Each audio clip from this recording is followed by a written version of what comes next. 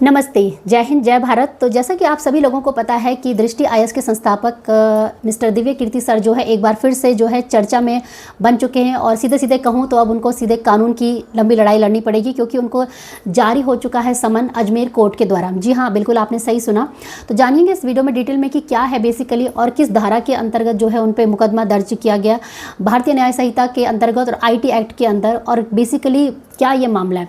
तो सबसे पहले तो मैं आप लोगों को ये बताना चाहूँगी कि दिव्य कीर्ति सर ने जो है एक विवादित वीडियो बनाया, जिसके अंतर्गत उन्होंने एक आईएएस की पावर को और एक जजेस की पावर को जो है उसमें डिफ्रेंशिएट करने की बजाय उसको ये बताया कि कौन ज़्यादा ताकतवर। इस प्रकार का ये एक वीडियो था, जो कि हालांकि अभी यूट्यूब से डिलीट कर दिया गया था। और इसी वीडियो के ऊपर जो अजमेर के एक वकील है कमलेश मंडोलिया, उन्होंने जो है उनके खिलाफ जो है कोर्ट में जो है दायर किया, और उन्होंने कहा कि कहीं ना कहीं उन्होंने अपने इस वीडियो के माध्यम से सीधे सीधे न्यायपालिका का जो है अपमान किया है, उसकी प्रतिष्ठा को धूमिल करने की कोशिश की, उसकी छवि खराब करने की कोशिश की। और जितना भी लोग न्यायपालिका पे विश्वास करते हैं, क्योंकि हमारी इंडिया में कॉन्स्टिट्यूशन में सिर्फ ये एक शब्द लिखा गया, लॉ इज़ द सुप्रीम, तो इस शब्द को जो है सीधे सीधे उन्होंने कॉन्स्टिट्यूशन के ऊपर भी देखा जाए तो एक प्रकार का प्रहार है। क्योंकि जब सारे दरवाजे बंद हो जाते हैं तो न्यायपालिका ही एक ऐसा दरवाज़ा जिसमें कि लोगों को जस्टिस मिलता है। तो इस न्यायपालिका के ऊपर जो है उन्होंने संदेह करने की कोशिश की और उसकी प्रतिष्ठा को जो है धूमिल करने का कोशिश किया।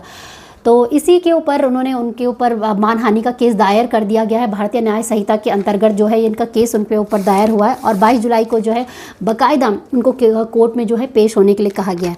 तो जो धाराएं उन पे लगी है वो है 356 और 353 के अंतर्गत, और IT एक्ट के अंतर्गत उनको बाकायदा उनको पेश होने के लिए कहा गया। इसके ऊपर दिव्य कीर्ति सर ने भी कुछ कहा है, देखते हैं उन्होंने क्या कहा है, आगे हम बताएंगे आपको। लेकिन उससे पहले मैं आपको बताना चाहूँगी कि ये कोई पहला मामला नहीं है कि जब दिव्य कीर्ति सर जी अपनी क्लासेस में जो है हंस हंस के जो है व्यंग्यात्मक टिप्पणियां करते हैं। इससे पहले भी उन्होंने रामचरितमानस के ऊपर जो है एक अभद्र टिप्पणी तो कहूँगी मैं इसे निश्चित रूप से, क्योंकि वो सीधे सीधे माता सीता जो कि हमारी पूजनीय होती है हमारे रामचरितमानस में, और हम उन्हें एक माता कह के बुलाते हैं, तो उनके ऊपर भी एक उन्होंने टिप्पणी किया। और फिर कह भी रहे, ये मैं नहीं कह रहा हूँ, ये रामचरितमानस में लिखा है और फलाना फलाना दिल्ली यूनिवर्सिटी के किसी प्रोफेसर ने अपनी इस किताब में लिखा है, इस प्रकार के। और उस पूरी क्लास में जो है पूरे ठाके भी लग रहे हैं। तो आप ये सुन सकते हैं इस वीडियो में।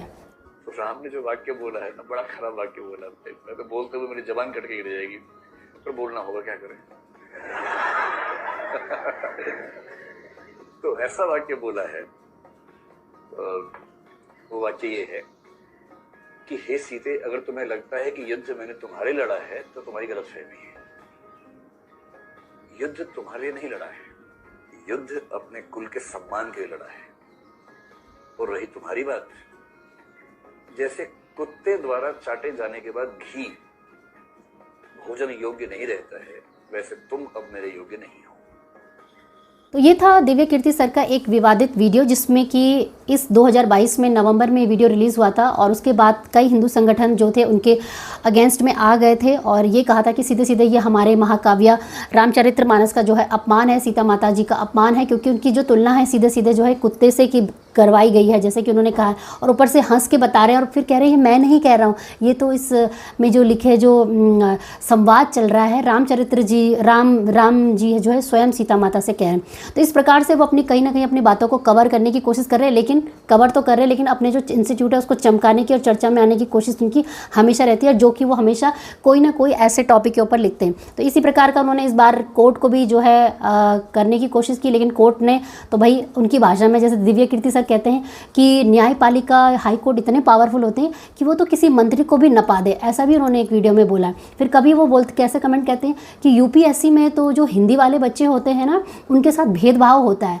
एक कमेंट एक इंटरव्यू में तो एक क्लास लेक्चर में तो मैंने उनको ये भी कहते सुना था कि वो कहते हैं कि जब एक सुंदर कैंडिडेट होती है और एक नॉर्मल कैंडिडेट, तो जो सुंदर कैंडिडेट होता है अमूमन उसको ज़्यादा जो है इंटरव्यू में मार्क्स दिए जाते हैं। तो इस प्रकार के भी मतलब उनके बयान जो है वो जारी होते हैं। आई डोंट नो किस फिलोसफिकल बेसिस पे वो बोलते हैं, उनका क्या असेसमेंट होता है, बट दिस टाइम तो I think court is not going to take him very easily, क्योंकि उन्होंने समन जारी किया। और न्यायपालिका व्यवस्था के ऊपर उन्होंने जो प्रश्न उठाया है कि उससे न्यायपालिका को कहीं ना कहीं जो है लगता है कि भाई जो जनता है, जो गरीब जनता है, जिनका भरोसा कहीं नहीं है, जिनका भरोसा केवल न्याय व्यवस्था पे है, उनके ऊपर भी जो है अब संदेह हो चुका है, उनकी विश्वसनीयता पे प्रश्न किया है और उनकी गरिमा को जो है, न्याय व्यवस्था की जो है गरिमा को ठेस पहुंचाने का कोशिश किया, उनका अपमान किया है और व्यंग्यात्मक जो है वो टिप्पणी की है इसके ऊपर।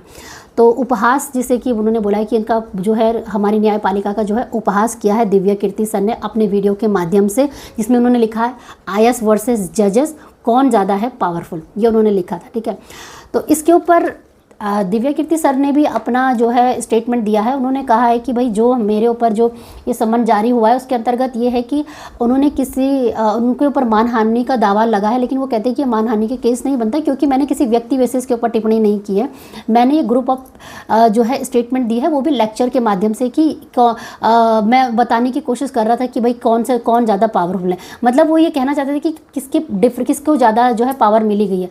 तो उन्होंने इसको जो है गलत तरीके से जो है पेश कर दिया था। और इसके साथ साथ कॉलेजियम सिस्टम के ऊपर और कभी कभी तो जैसे न्याय व्यवस्था के ऊपर भी उन्होंने इसी वीडियो में बोला था कि मजिस्ट्रेट ज़्यादा पावरफुल होता है या एक जज ज़्यादा पावरफुल होता है। तो इस प्रकार के उन्होंने लगातार विवादित बयान दिए हैं। तो देखते हैं अब क्या कोर्ट ने इसका संज्ञान ले लिया है। Court is not going to take that easy. 22 जुलाई को बाकायदा उनको जो है पेश होने के लिए बोला है। तो देखते हैं अगली सुनवाई में क्या होता है। अगली सुनवाई के लिए आप हमारा अपडेट के लिए वेट कर सकते हैं, क्योंकि since this is a very new channel to the law, बाकी जितने भी लॉ के जो लेक्चर्स हैं, वीडियोज़ हैं, वो हमारे चैनल के माध्यम से आएंगे। हम लोग आप लोगों को पढ़ाने की कोशिश करेंगे।